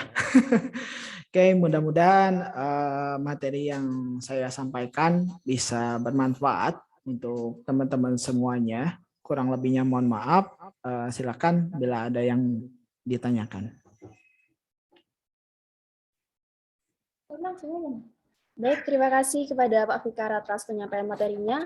Untuk selanjutnya adalah sesi tanya-jawab. Kepada rekan-rekan yang ingin bertanya, dipersilahkan untuk raise hand dan on mic, atau bisa melalui kolom chat. Dan sesi tanya-jawab ini akan dimoderatori oleh Bapak Muhammad Adib Kamali. Kepada Bapak Adib, dipersilahkan. Ya, terima kasih, Mbak Densa. Sebelumnya, saya izin membacakan CV yang sebelumnya kayaknya terskip, Pak Fikar. Mohon maaf, Pak, sebelumnya. Jadi, Pak Fikar ini co-founder dari PT Global Inovasi Cyber Indonesia. Luar biasa jasanya buat Cyber Army di Indonesia, ya, Pak, ya. Sering keluar masuk pemerintah sepertinya, Pak. Badan Sandi Negara. Iya, Pak. Jadi, selain itu juga di beberapa startup yang Pak Fikar juga pernah launch ya Pak ya. Jadi teman-teman juga Pak Fikar adalah orang cyber security sekaligus orang yang cukup mengerti tentang bagaimana membuat startup sepertinya Pak. Dari CV-nya salah satu juga co-founder Magangin Indonesia, ada juga CEO at Hebbatik Indonesia, dan banyak lagi yang lainnya. Luar biasa. Ya, jadi di sesi tanya jawab kali ini kita akan bertanya-tanya, Pak. Ada yang mau silakan bertanya bisa lewat chat sambil nunggu pertanyaan, Pak. Mungkin sebagai orang awam nih, Pak. Sepertinya sekarang itu banyak transaksi yang blockchain atau ada investasi saham dan yang lain-lain. Itu kan rata-rata dari kita sepertinya nanti akan menyimpan sedikit financial planning kita tuh termasuk ya tadi Pak, ada kripto kayak gitu. Kira-kira yang bagi mereka yang terutama teman-teman yang milenial ini Pak, ada tips yang harus mereka lakukan supaya tidak mereka kehilangan data mereka atau worst case-nya mereka bisa kehilangan aset mereka gitu Pak. Mungkin masih ada nih dari teman-teman yang passwordnya itu semuanya sama gitu Pak. Jadi satu password itu dibuat aset kripto ya asetnya itu, password Igrasias ya itu, password yang lain mungkin itu. Nah itu mungkin bisa dibahas Pak, tips buat kita kaum milenial yang hampir kehidupannya itu kayaknya sudah digital semua Pak Fikar. Ya. Oke, ya Pak. Memang ini sering terjadi di masyarakat awam umumnya ya. Terkait password, terus tuh PIN gitu ya, terus tuh akses aplikasi di WiFi umum, itu yang ngeri-ngeri. Ini di luar kita bicara kripto karena saya nggak main kripto ya. Body ya teman-teman. Jadi salah satunya tadi ada password. Kalau bisa password itu yang direkomendasiin sebetulnya sebulan sekali udah ganti ya, sebulan sekali gitu. Tapi biasanya ada yang 3 bulan sekali atau 6 bulan sekali atau seumur hidup belum pernah ganti password juga sih gitu. Nah tapi yang terpenting dari sisi apa namanya platform gitu, misalnya Igrasias, sosial media ataupun yang lainnya itu dibedakan ya teman-teman. Dan kalau bisa passwordnya itu yang unik-unik gitu ya, misalnya dari apa lirik lagu gitu ya yang panjang-panjang dijadiin jadiin password itu nggak masalah, tapi hacker juga nggak kepikiran lirik lagu apa ini nggak tahu kan gitu. Nah contohnya itu lah ya, itu kan panjang-panjang tuh bisa misalnya ada 50 karakter dari lirik lagu kan kita nggak tahu gitu. Terus padahal kita ingat-ingat terus tuh lirik lagunya hati-hati di jalan gitu ya, tapi jangan itu juga sih. Oke. Nah, terus kita bicara apa namanya social engineering ya teman-teman. Jadi ada banyak banget yang kejadian attack itu dari phishing, dari email, SMS, WhatsApp, telepon. Kalau ada yang aneh atau yang nggak dikenal gitu ya, sering banget di SMS sih. Saya juga masih dapat tuh kalau ada SMS aneh yang minjemin uang lah atau dapat hadiah lah gitu ya, selalu saya balas terima kasih hadiahnya gitu kan. Nah jangan sampai linknya ya, link atau websitenya itu teman-teman klik ya teman-teman, karena kita nggak tahu website itu ada virusnya atau malware-nya enggak. Nah dari situ kebocoran data bisa terjadi juga dari sisi linknya. Itu yang sering terjadi. Yang terjadi skimming ATM juga sebenarnya bisa kejadian dari itu ya. Kita tanpa sadar ngeklik link dari email, dari SMS maupun kita informasinya bocor ketika ditelepon sama hacker. Gitu.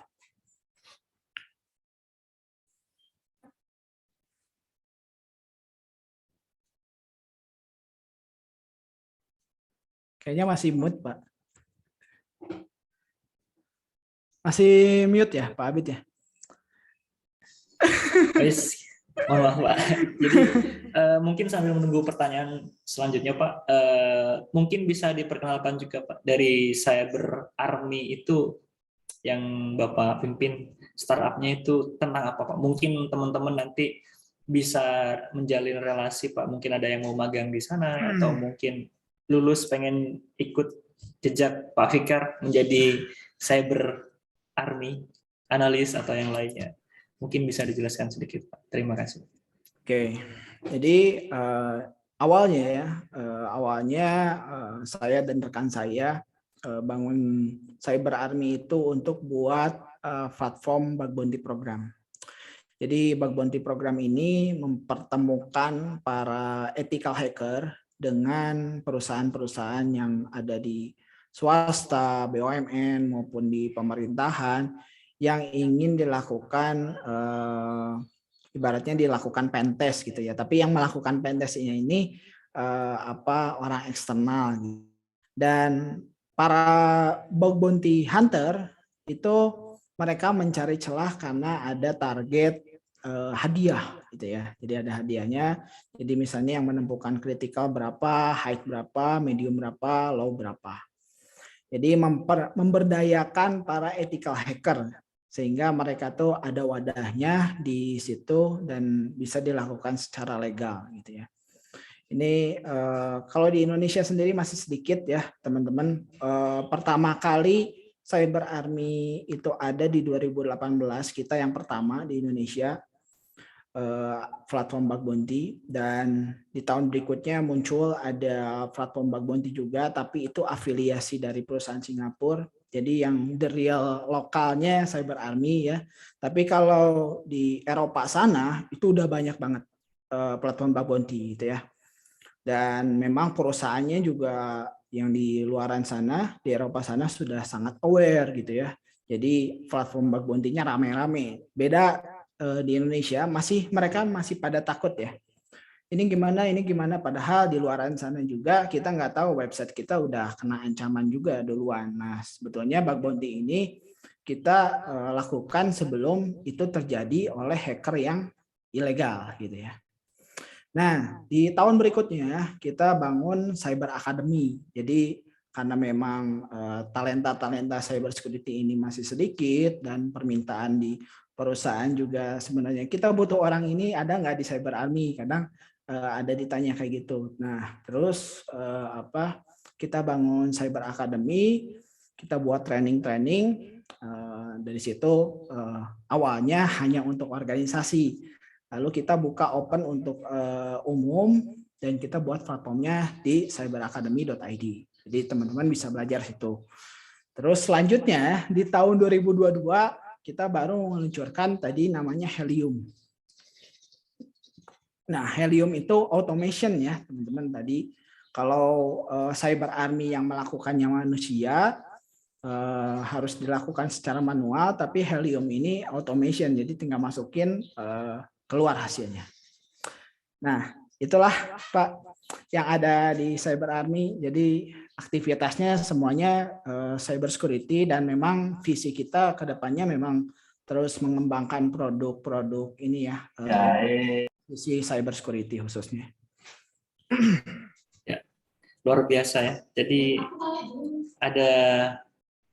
ada serangan yang sebenarnya sudah terjadi tapi tidak kelihatan ya dari masyarakat. Mungkin kelihatan Indonesia itu fine-fine aja, tapi untungnya ada orang-orang Cyber Army, tentaranya Cyber Indonesia, cyberarmy.id, yang peduli terhadap keamanan informasi di Indonesia. Ini ada pertanyaan selanjutnya Pak dari Bu Farah. Mau bertanya, monggo. Ya, Bapak, Assalamualaikum warahmatullahi wabarakatuh. Selamat pagi. Saya ingin bertanya ya, karena menarik sekali. Kalau bidang saya sih bukan di keamanan cyber ya. Cuman karena di Prodi Teknologi Informasi sendiri itu ada 3 profil lulusan. Yang pertama itu salah satunya yaitu Network Engineer. Karena yang sebelumnya profil lulusannya yaitu ahli keamanan cyber, kemudian di kurikulum terbaru ini kita arahkan ke network engineer, semacam itu. Kemudian kemarin waktu penyusunan mata kuliah ini jadi mengarah ke kurikulum nih, karena menarik nih, karena ada hubungannya nih buat teman-teman atau adik-adik mahasiswa yang di Prodi Teknologi Informasi yang akan mendapatkan kurikulumnya. Nah, kalau di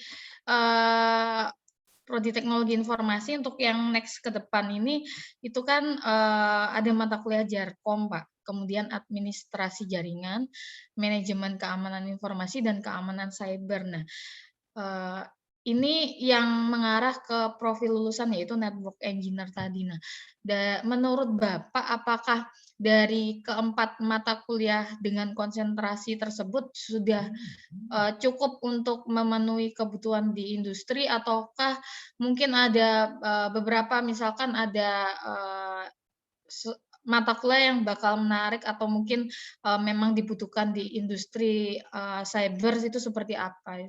Terima kasih. Assalamualaikum warahmatullahi wabarakatuh. Waalaikumsalam warahmatullahi wabarakatuh. Ya, Bu. Nih kita balik lagi ke sini aja ya, Bu ya. Jadi di keamanan informasi atau di cyber security ini banyak banget profesinya ya, Bu. Tadi kalau bicara mata kuliah, ada network, terus tuh ada keamanan cyber, itu masuk di sebagian profesi ini gitu ya. Biasanya ada juga yang awal-awal mereka menekuni network security ataupun network engineer. Itu nanti kalau udah nyemplung di industri, nanti mereka bertahap. Ada yang ke network security, terus tuh ada yang jadi penetration tester gitu ya. Nah, secara basic ilmu cyber security itu udah ada, Bu. Secara basic itu udah ada. Nah, mungkin yang perlu ditekankannya lagi itu mereka akan fokus kemana nanti ya, karir path-nya. Karena kalau kita lihat di sini karir path-nya itu banyak gitu. Dan nanti mereka jadi nggak bingung mau kemana gitu. Dan kalau kita lihat dari peta okupasi pun di sini banyak ya profesinya. Nah, jadi mau fokusnya di network security kah atau di cloud security, infrastruktur tadi ya berhubungan sama network, atau mungkin ke penetration tester gitu. Mungkin kalau governance kayak gini tuh anak-anak sistem informasi ya sama auditor gitu. Nah, yang tren saat ini tuh kalau yang tadi saya sampaikan tren-tren di industri ya itu, nah ini yang masih jarang ada di kampus-kampus ya, Bu. Secure SDLC, secure coding, terus tuh DevSecOps ini belum banyak diterapkan di kampus-kampus. Jadi ketika teman-teman ini masuk ke industri apa itu DevSecOps, belum tahu apa-apa, yang mereka tahu hanya dari sisi networknya aja. Terus tuh ini juga ada standarnya dari OAPS, maturity modelnya, SOC itu apa, tools-toolsnya apa, mungkin sebagian belum tahu gitu. Mungkin itu sih, Bu. Karena yang sering saya lakukan di organisasi itu sering banget nge-training ini secure SDLC. Artinya para developer itu masih ini ya, masih kurang pengetahuan dari sisi secure coding atau secure SDLC-nya. Gitu. Ya, berarti kalau boleh disimpulkan, berarti rata-rata memang developer itu hanya peduli sama aplikasinya ya Pak ya? Belum peduli sama keamanan aplikasi yang dibuatnya.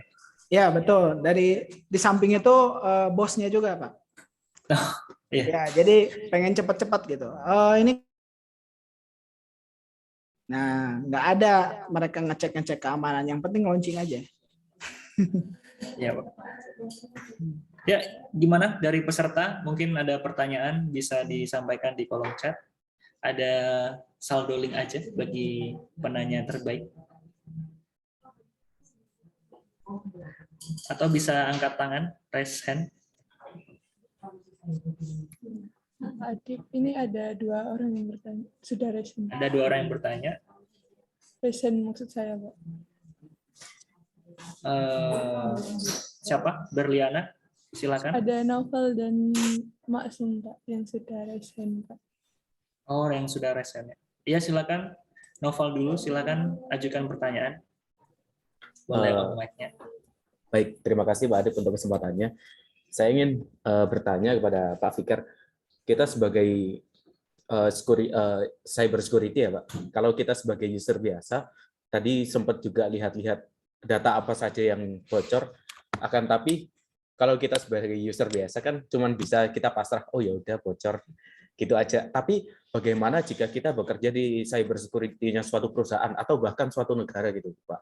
Jadi bagaimana jika data tersebut sudah terlanjur bocor dan bahkan sudah tersebar gitu. Bahkan datanya data penting seperti entah itu data intelijen negara atau data APBN atau data apapun yang terpenting pada negara atau pada perusahaan itu. Apakah kita sebagai cyber security juga sama seperti user, kita seperti oh ya udah berarti kita nextnya harus lebih hati-hati, atau kita melakukan seperti menarik kembali data tersebut, atau kita melakukan apa untuk agar data tersebut tidak tetap bocor gitu Pak? Apakah kita tarik atau bagaimana? Terima kasih Pak. Ya, siap. Wah, menarik sekali pertanyaannya. Oke. Kalau data kita sudah bocor, kalau ditarik lagi susah. Apalagi kalau misalnya sudah ada di dark web, udah banyak lah ya yang ngedownload data itu gitu ya. Kita nggak bisa ngambil alih datanya lagi, nggak bisa gitu ya. Langkah remediasinya yang pertama, kalau data perusahaan itu bocor, untuk pengguna khususnya misalnya pengguna platformnya itu semuanya segera ganti password. Semuanya ganti password, karena mungkin bisa jadi sudah bocor dengan password-passwordnya meskipun password itu di-encrypt ya, di-encrypt. Nah, itu langkahnya seperti itu ya Pak ya. Kalau di awal ya yang pasti kita kasih tahu ke usernya untuk diganti password, dan kalau mau diambil kembali nggak bisa. Nah, terus dari sisi organisasi sebetulnya itu ya yang sering kejadian, efeknya tuh ketika ada insiden gitu ya. Padahal hal-hal yang terjadi seperti itu bisa ditangani di awal dari sisi kode, terus tuh dari sisi infrastruktur dan lain-lain, itu harusnya sudah aman dan tidak sampai kritikal ya. Minimal low medium lah gitu ya risikonya, nggak sampai ke kritis. Itu aja paling Pak. Kalau dari sisi data kita nggak bisa kontrol lebih jauh kalau memang sudah bocor ya. Kalau kita sebagai user ya mungkin kita user salah satu marketplace yang pernah bocor, apa yang kita lakuin? Udah ya paling platformnya ngasih tahu segera ganti password. Iya betul, itu langkah awalnya, segera ganti password karena data kita sudah bocor agar si hacker nggak bisa akses akun kita. Gitu. Ya, terima kasih Bapak. Kita lanjut ke pertanyaan selanjutnya ya, dari Mbak Sum. Terima kasih sebelumnya. Mungkin pertanyaan saya gini Pak. Kalau tadi kan yang barusan dijelaskan lebih ke langkah setelahnya. Nah, mungkin pertanyaan saya tentang langkah pencegahan. Artinya saya lebih terpikir ke semacam ini, UMKM yang mungkin mulai digital ya. Nah, walaupun mereka masih kecil kan tetap aja punya data yang penting dari setiap usernya. Nah, ada nggak sih Pak kayak misalkan spesifikasi minimal untuk sebuah industri, entah itu industri kecil atau yang sudah besar perusahaan gitu, untuk keamanannya gitu Pak. Mungkin dari tipe passwordnya atau yang lain sebagainya. Mungkin seperti itu Pak. Dari sisi UMKM ya? Iya. UMKM. Ini tantangan berat ya sebenarnya UMKM. Tapi sebetulnya UMKM ini sekarang kan sudah banyak difasilitasi ya. Banyak banget platform yang menyediakan untuk UMKM. Selain marketplace, terus tuh ada yang menyediakan bikin website secara gratis gitu ya.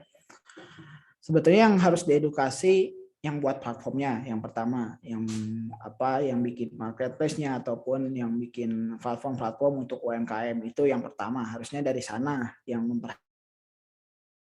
informasi.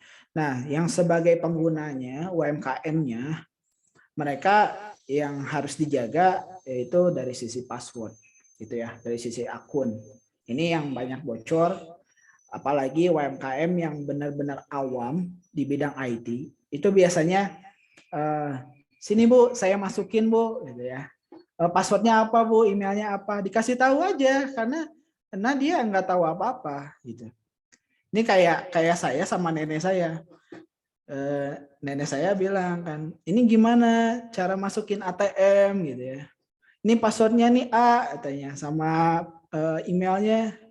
Ya udah saya masukin gitu. Nah, itu yang jadi tantangan adalah para orang-orang yang awam ya, dan itu memang butuh literasi yang panjang yang harus terus kita edukasi dari sisi awareness-nya gitu.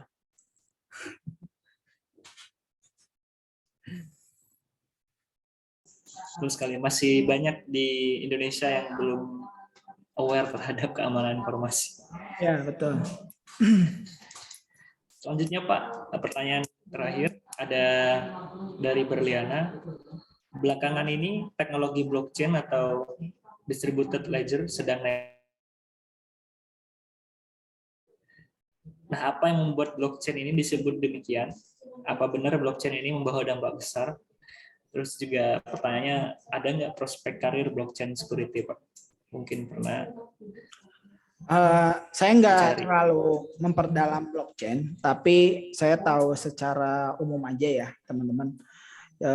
Kalau blockchain itu, dia kan tadi kata-katanya udah blok ya. Jadi dia tuh menyimpan beberapa informasi yang ada di dalam blok ke blok. Jadi informasinya terus ibaratnya diisolasi lagi.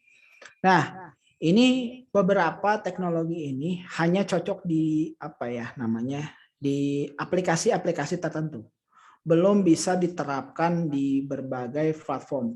Itu ya, teman-teman. Jadi blockchain itu setahu saya nggak bisa diterapkan di berbagai di bisnis digital gitu. Jadi hanya di beberapa. Jadi kalau bicara prospek karir, saya belum pernah dengar sebenarnya blockchain engineer ataupun apa. Yang pasti mereka tuh orang-orang yang ahli di bidang security, di kripto juga tentunya, yang bisa buat enkripsi atau kriptografi, ataupun yang berhubungan sama tadi ya, blockchain itu sendiri. Ya, kira-kira gitu ya Berliana, dari penanya Berliana. Terima kasih. Lagi yang ingin bertanya? Atau ada yang raise hand? Masih ada? Kalau tidak ada, saya kembalikan ke MC ya untuk melanjutkan acara selanjutnya. Baik, saya tutup acara tanya jawabnya. Terima kasih. Silakan MC.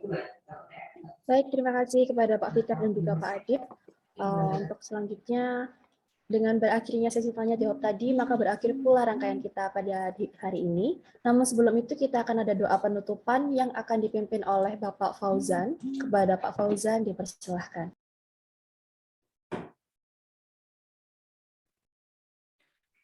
Oke, terima kasih Mbak Densa. Assalamualaikum warahmatullahi wabarakatuh. Selamat pagi dan salam sejahtera bagi kita semua. Hadirin berbahagia, marilah kita berdoa dengan khusyuk dan ikhlas menurut agama masing-masing. Izinkan saya yang akan memandunya secara agama Islam.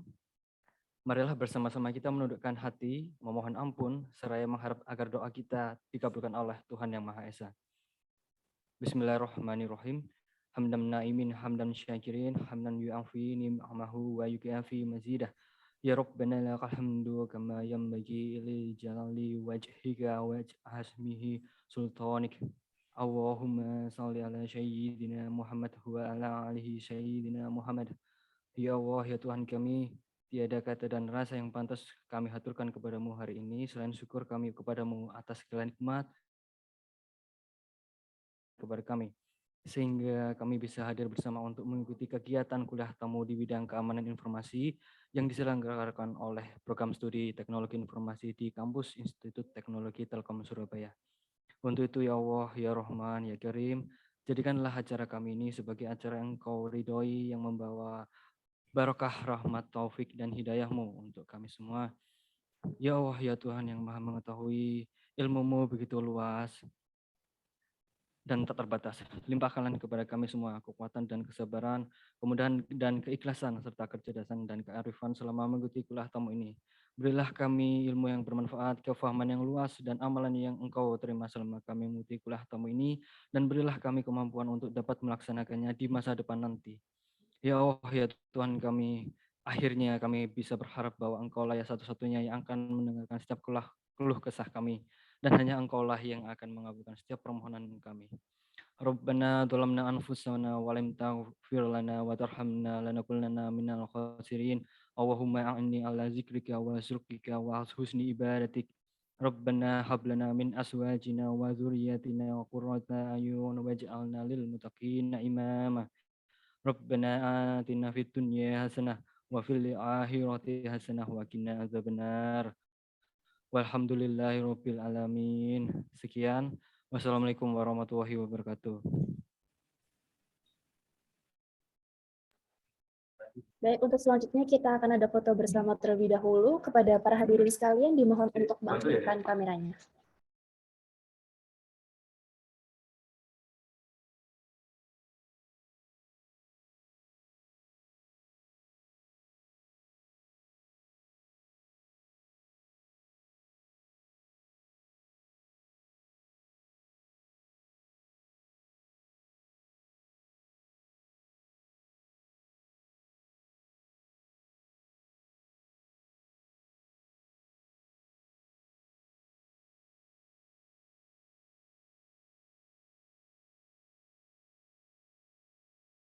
Baik, dari sini saya ambil alih untuk slide 1.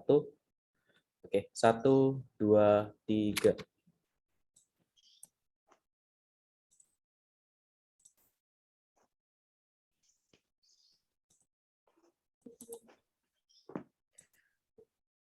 Oke, lalu untuk slide 2.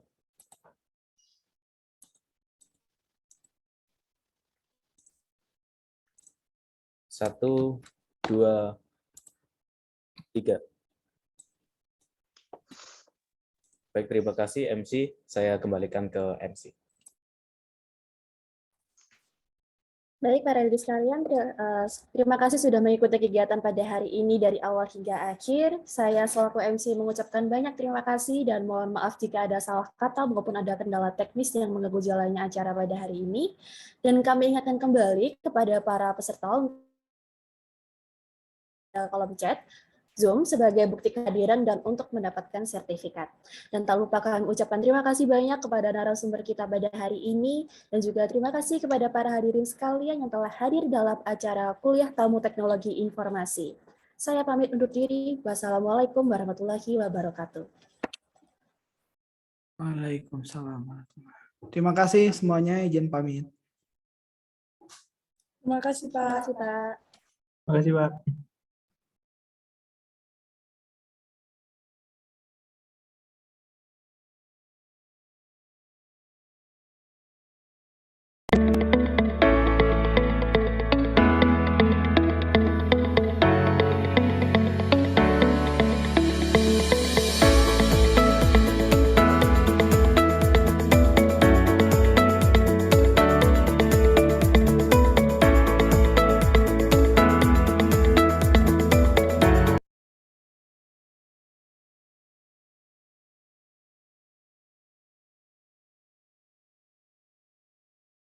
Masih berstandar internasional yang unggul pada bidang keamanan cyber, rekayasa informasi, dan integrasi sistem dengan fokus pada aplikasi di bidang industri maritim, transportasi, dan logistik untuk mendukung pembangunan nasional yang berkelanjutan.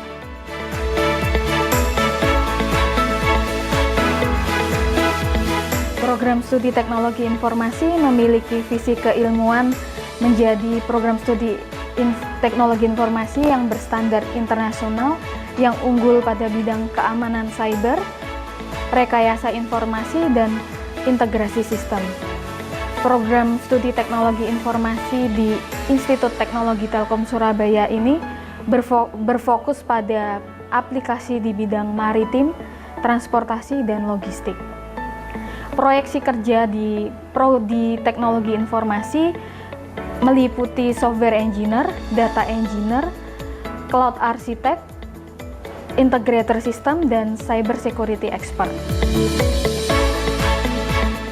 Program Studi Teknologi Informasi Institut Teknologi Telkom Surabaya memiliki fasilitas dan laboratorium yang memadai dalam menunjang proses pembelajaran mahasiswa seperti pelaksanaan praktikum maupun penelitian dan pengabdian masyarakat yang dilakukan bersama antara mahasiswa dan dosen teknologi informasi.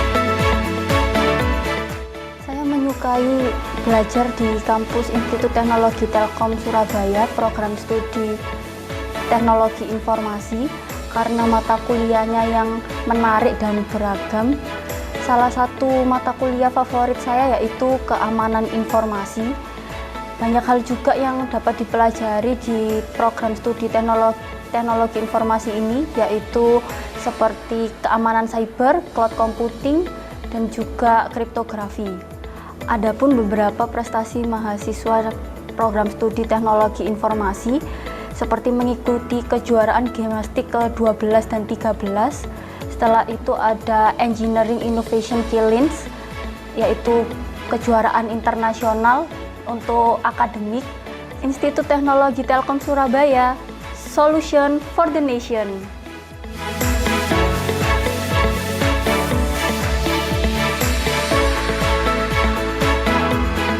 Dari IT Telkom Surabaya, semua bisa kuliah di Telkom, kampus milenial siap kerja.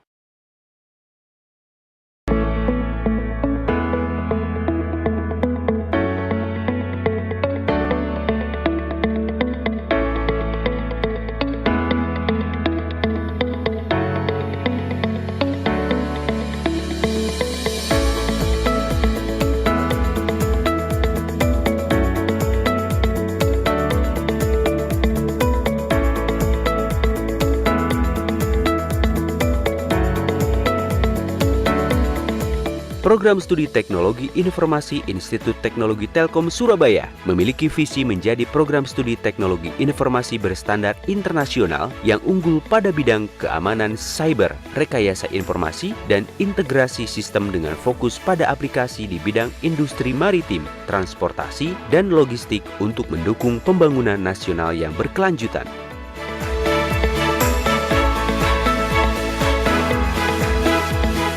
Program Studi Teknologi Informasi memiliki visi keilmuan menjadi program studi teknologi informasi yang berstandar internasional yang unggul pada bidang keamanan cyber, rekayasa informasi, dan integrasi sistem. Program Studi Teknologi Informasi di Institut Teknologi Telkom Surabaya ini berfokus pada aplikasi di bidang maritim, transportasi, dan logistik. Proyeksi kerja di Prodi Teknologi Informasi meliputi software engineer, data engineer, cloud architect, integrator system, dan cyber security expert. Program Studi Teknologi Informasi Institut Teknologi Telkom Surabaya memiliki fasilitas dan laboratorium yang memadai dalam menunjang proses pembelajaran mahasiswa seperti pelaksanaan praktikum maupun penelitian dan pengabdian masyarakat yang dilakukan bersama antara mahasiswa dan dosen teknologi informasi. Saya menyukai belajar di kampus Institut Teknologi Telkom Surabaya, program studi Teknologi Informasi, karena mata kuliahnya yang menarik dan beragam. Salah satu mata kuliah favorit saya yaitu keamanan informasi. Banyak hal juga yang dapat dipelajari di program studi teknologi informasi ini, yaitu seperti keamanan cyber, cloud computing, dan juga kriptografi. Adapun beberapa prestasi mahasiswa program studi teknologi informasi seperti mengikuti kejuaraan gimnastik ke-12 dan 13. Setelah itu ada Engineering Innovation Challenge, yaitu kejuaraan internasional untuk akademik. Institut Teknologi Telkom Surabaya, Solution for the Nation.